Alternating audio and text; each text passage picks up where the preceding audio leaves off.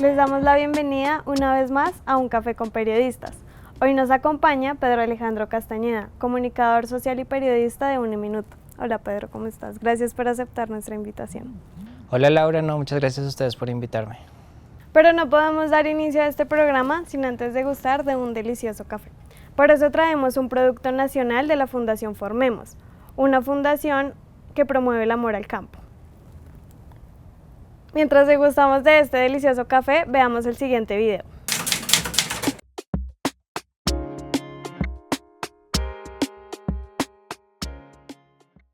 Mi nombre es José Sandoval, soy ingeniero de alimentos y hoy los invito a conocer el proceso del café aquí en la Fundación Formemos. Mi nombre es Michael Steven Fandiño, voy a explicar el primer paso, que es recolección del café. Es un proceso arduo ya que seleccionamos el café que tiene 32 semanas de maduración.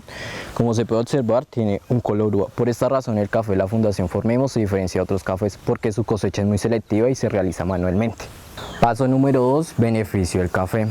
Antes de despulpar el café se realiza un proceso de flotado donde sale a la parte superior el café que no tiene un peso apropiado.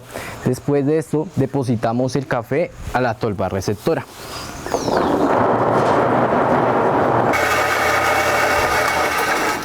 Como pueden observar, la máquina despulpadora separa las semillas y la cereza por medio de fricción. Con la cereza se pueden hacer diferentes procesos como son abonos orgánicos, los cuales son utilizados para las mismas plantas del café, o bebidas como vinos e infusiones. Como estudiante de grado 11 elaboré una bebida fermentada a base de la pulpa de café. Luego en el tanque de recepción tenemos el café recién despulpado, donde pasará un proceso de fermentación de 16 horas, donde se buscará separar el mucílago del pergamino y posteriormente se lavará.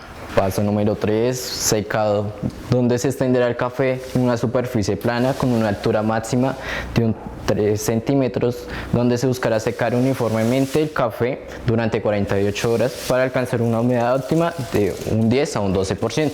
Continuando con el paso número 3, en este momento el café es llamado café pergamino, el cual es una cáscara de color amarillo. El pergamino es retirado por medio de fricción en la trilladora. Después de este proceso, el café es llamado café verde, listo para el tueste. Paso número 4, tueste. Este paso es muy importante y es fundamental, ya que en este se determina el color y el sabor del café. El café es tostado a 180 grados Celsius de aire caliente durante aproximadamente 12 minutos. Después de este proceso pasa a la parte de abajo a enfriarse y esto dura aproximadamente de 2 a 3 minutos.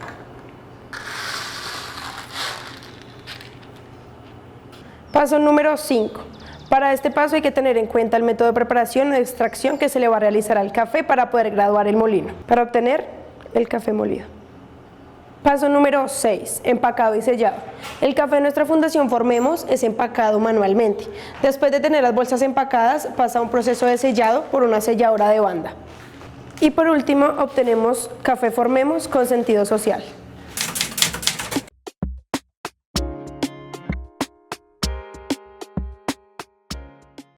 Es importante mencionar a su compañera de trabajo, Luisa Alvarado, la cual no se encuentra en el país, pero nos hizo llegar su experiencia trabajando en este importante proyecto.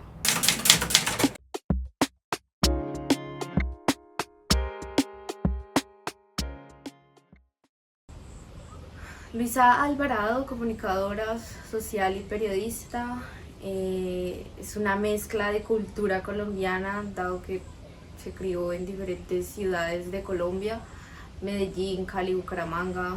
Trabajar con Luis Alvarado fue genial.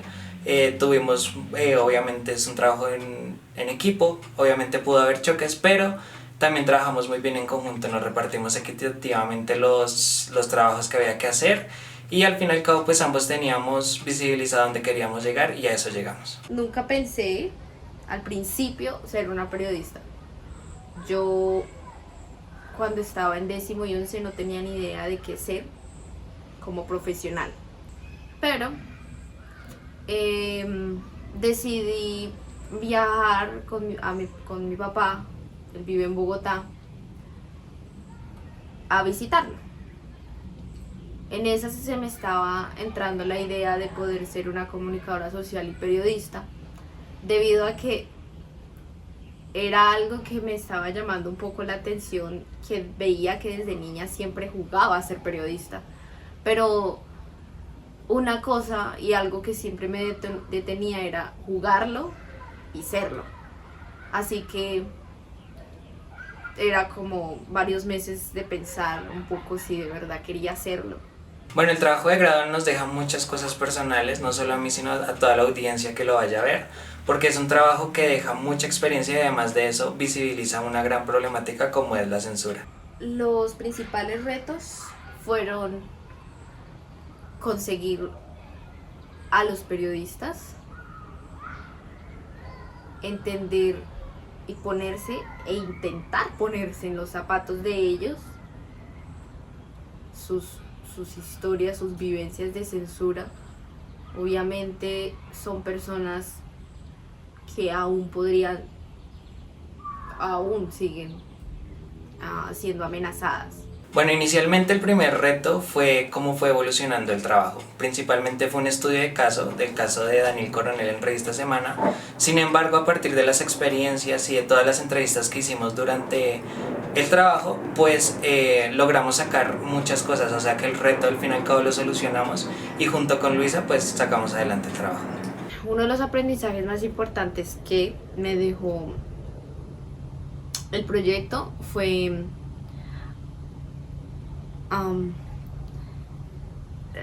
saber y tener un conocimiento, como una visión de cómo es realmente hacer periodismo en Colombia, lo cual es muy difícil. Entender que en Colombia sí o sí, si vas a ejercer el periodismo te van a censurar.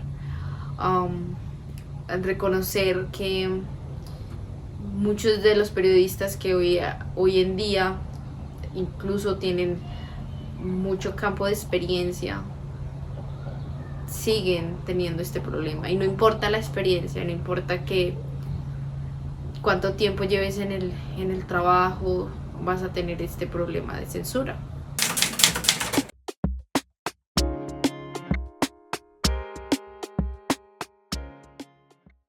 Ya que conocemos la perspectiva de su compañera, nos gustaría saber cómo fue su experiencia. Bueno, nuestra experiencia en el proyecto fue difícil, pero enriquecedora. ¿Por qué? Porque aprendimos mucho, logramos entrevistar a las personas que queríamos, logramos tener lo que pensamos desde un inicio, lo logramos fabricar muy bien. Perfecto. ¿Cuál fue la razón para escoger el tema? Bueno, el proyecto comenzó siendo un estudio de caso, porque recientemente había pasado que a Daniel Coronel lo habían sacado de Revista Semana y nosotros nos pareció muy importante resaltar toda la labor que había hecho Daniel Coronel durante su carrera en Semana, y que lo hayan sacado de esta forma pues no nos pareció. Entonces decidimos irnos por la censura en el periodismo colombiano. Inicialmente tratamos de contactar a Daniel Coronel, pero esto no fue posible. Sin embargo, pues no nos quedamos ahí.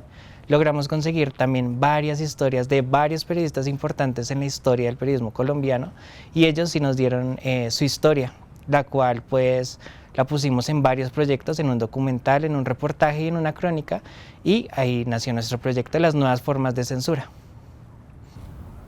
¿Cuáles fueron las principales dificultades y los retos más grandes a la hora de hacer el proyecto?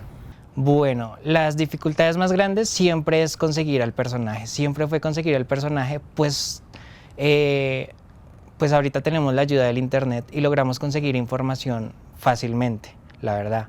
Sin embargo, conseguir a los personajes, establecer los tiempos, no siempre se hace una entrevista, sino también se hacen muchas más entrevistas, y lograr poder conseguir todo esto fue lo más difícil, conseguir las historias y que las personas quieran contarlo, porque hablar de censura en Colombia no es fácil decir, oye, aquí me censuraron en un medio, porque básicamente está cerrando las puertas de otros medios que también censuran a sus periodistas. Perfecto. ¿Y para ti cuáles fueron los aprendizajes que te quedaron? Bueno, los aprendizajes en general fueron muchos. De cada periodista se aprende algo diferente, pero yo en general me quedo con el valor de la verdad, pues estos se encargaron de que la verdad saliera a la luz. Es algo muy importante porque muchos de ellos arriesgaron su vida, su trabajo, y el valor de la verdad fue muy importante. Perfecto. Y desde tu rol como periodista, ¿cuál crees que es el aporte al cambio social de esta investigación? Bueno, el aporte del cambio social es mucho. Informar a la audiencia es muy importante, y informarla con la verdad aún más. Pues el poder informar a la audiencia y que la gente sepa ya hace que las personas tomen una acción colectiva.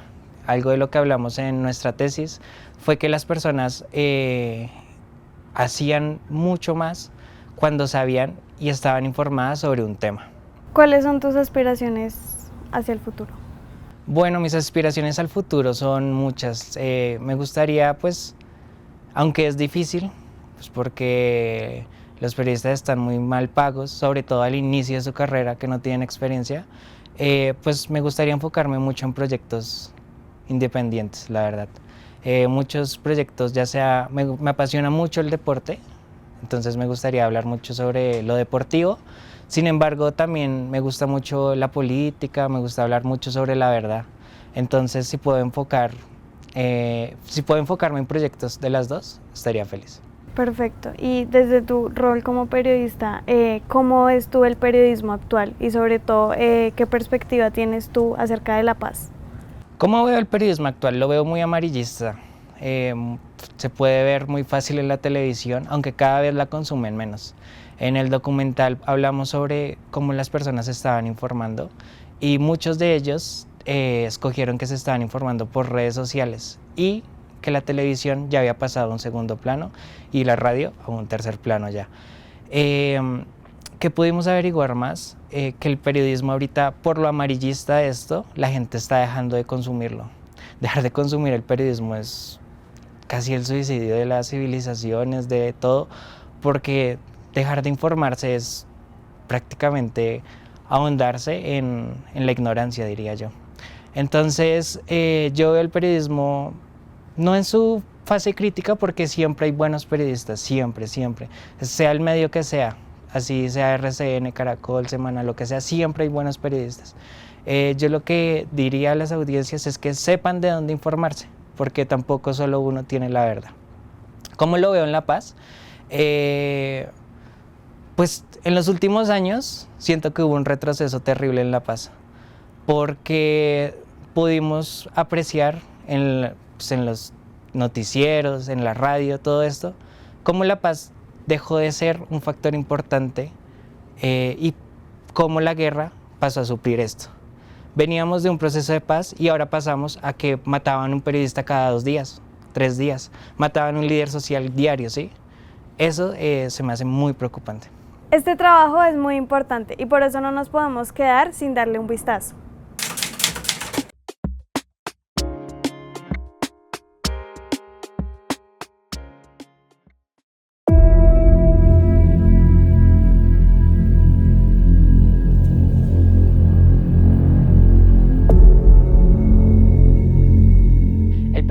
Ha lidiado una batalla interminable contra los diferentes poderes económicos, sociales, políticos, religiosos, deportivos, mafiosos, etc.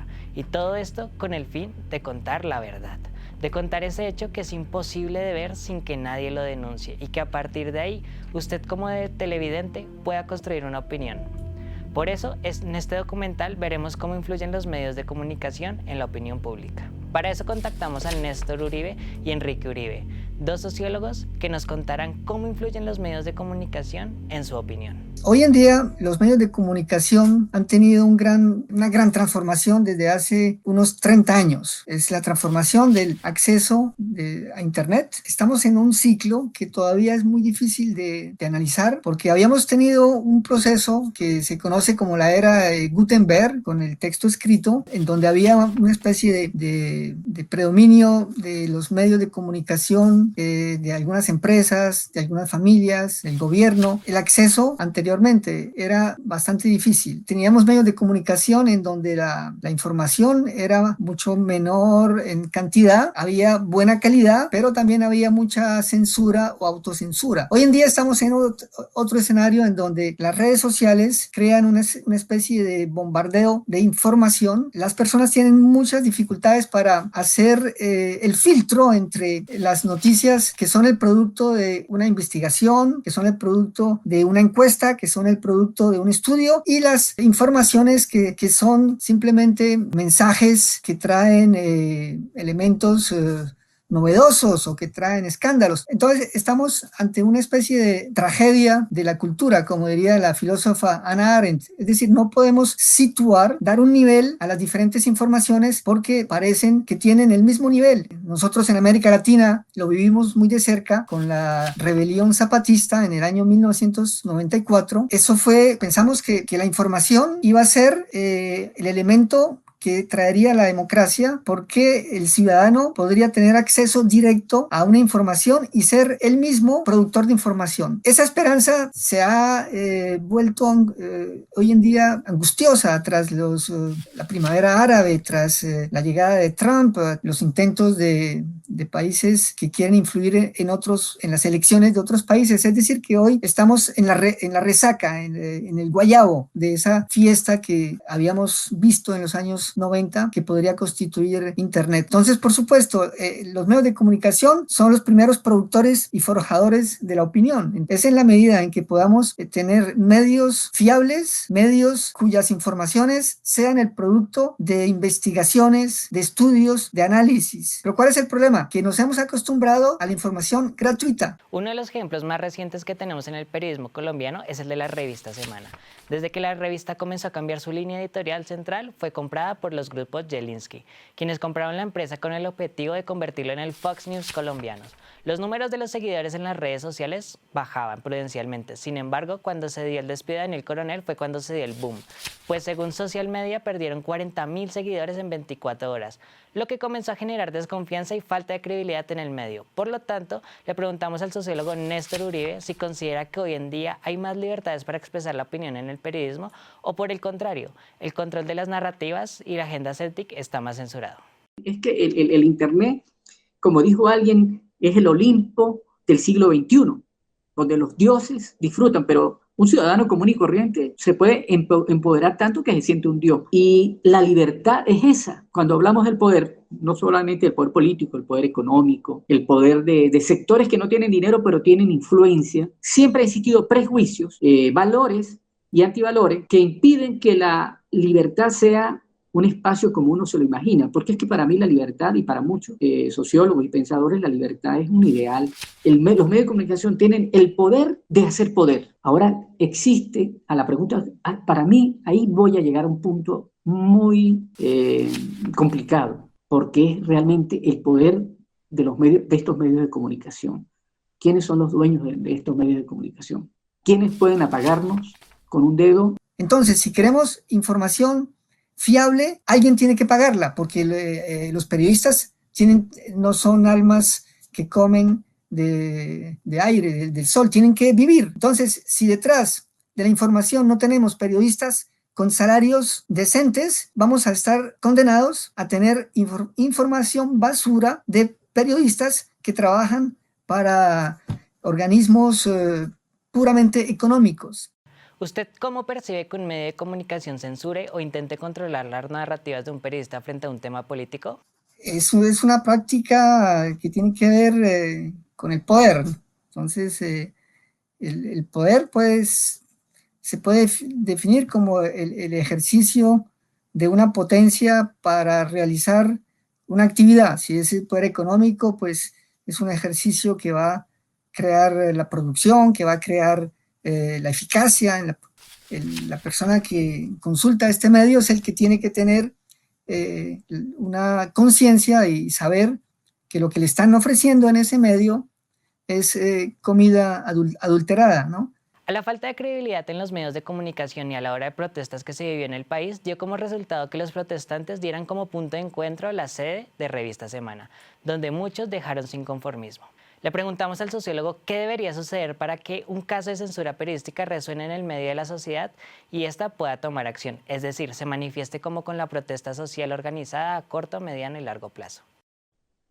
Antes de Internet, la interrelación era más sencilla, era fácil de detectar, de decir, bueno, los niños se interrelacionan en la escuela, pero primero en la familia y sus valores los van llevando a la comunidad donde está, luego a la escuela, ahí se refuerzan, van a los trabajos y refuerzan los valores, y ahí se crea una comunidad donde el común tiene ciertos valores y ciertas actitudes, y es una cultura o subcultura. Con las redes sociales no pasa lo mismo. ¿Qué compromiso hay con las personas que interactuamos por Internet? No, parece que todavía no hemos creado unos valores específicos para ello. Esa interacción que es tan necesaria, que tiene su nombre, no se está dando con esto. Y ese compromiso que tiene la persona cara a cara está mediatizada, limitada. De hecho, ahí hablamos de libertad, está limitada, hay un límite. Se realizó una encuesta con el fin de saber la percepción de los medios de comunicación, la cual fue contestada por diversos consumidores de los medios, en la cual se encontró que las personas están dejando de consumir los medios de comunicación por 3 razones. La primera es que los medios de comunicación manipulan su información debido a que tienen ciertas preferencias políticas. La segunda, la desinformación de los medios de comunicación hacen que las personas dejen de consumir el medio. Y en la tercera posición tenemos al amarillismo. Juega un papel importante a la hora de escoger un medio de comunicación. Según la encuesta realizada, varias personas dejan de consumir medios de comunicación por lo amarillistas de su contenido. Según la encuesta realizada, los medios de comunicación que más consumen son Caracol y El Espectador. Por otra parte, los medios de comunicación que más han perdido credibilidad y audiencia, según la encuesta realizada, son Caracol y RCN. Un dato que resalta es que los medios de comunicación que están presentes en redes sociales están teniendo un incremento que puede llegar a ser del 68%. La desconfianza y la falta de credibilidad en los medios de comunicación y en los periodistas es preocupante, pues el 71,9% de los encuestados confirman no confiar en el contenido que ofrecen los medios de comunicación y en sus periodistas. De acuerdo con Daniel Chaparro, quien es el coordinador de la Fundación para la Libertad de Prensa, nos explica la difícil situación por la cual atraviesa el periodismo y sus periodistas. Hay una novedad, cuando el periodismo llega como novedad, pues se enfrenta a otros obstáculos. La gente tiene unos imaginarios sobre el periodismo y sobre los periodistas que a veces son muy perversos, y eso es una lucha que nosotros tenemos que dar un poco con los imaginarios. No se comprende el rol del periodista y el valor del periodismo. Más bien se ve como un intruso, como una amenaza, y pues es muy complejo no tener en muchos lugares que no tienen periodismo recibir el cobijo de la sociedad en general, porque la sociedad dice, esos son unos sapos, esos son unos lambones, eso lo único son chismes, son amarillistas, y pues estamos hablando de 666 municipios donde no hay información, donde hay gente que no está, digamos, acostumbrada y no identifica, no visualiza, digamos, cuál es la importancia del periodismo, cuál es el valor que tiene el periodismo y qué le aporta. Las generaciones han ido evolucionando con el tiempo y con eso las formas en las que la opinión pública se manifiesta ante la sociedad, mostrando su desacuerdo o su favoritismo. En la actualidad podemos ver cómo las personas expresan su opinión por medio de redes sociales y cómo estas son utilizadas para demostrar poder. La facilidad del poder de decir una opinión en redes sociales hace que se genere una mayor actividad. También existe la posibilidad de que la gente haga mal uso de estas aprovechando el anonimato para desprestigiar, insultar, calumniar, amenazar. Las redes sociales hacen una presión al poder, sin embargo, se considera que el efecto de redes sociales hace que se deje de lado un poco la acción colectiva presencial. Son importantes las redes sociales en un país como Colombia, donde existe una brecha digital, hace que gran parte de los colombianos se queden sin expresar su opinión. Podemos concluir que los medios de comunicación tradicionales van en declive, mientras que los medios de comunicación alternativos y que están en redes sociales se han incrementado, siendo que el 76,9% dice consumir medios de comunicación alternativos, de periodistas independientes, mientras que la confiabilidad de los medios tradicionales va en declive.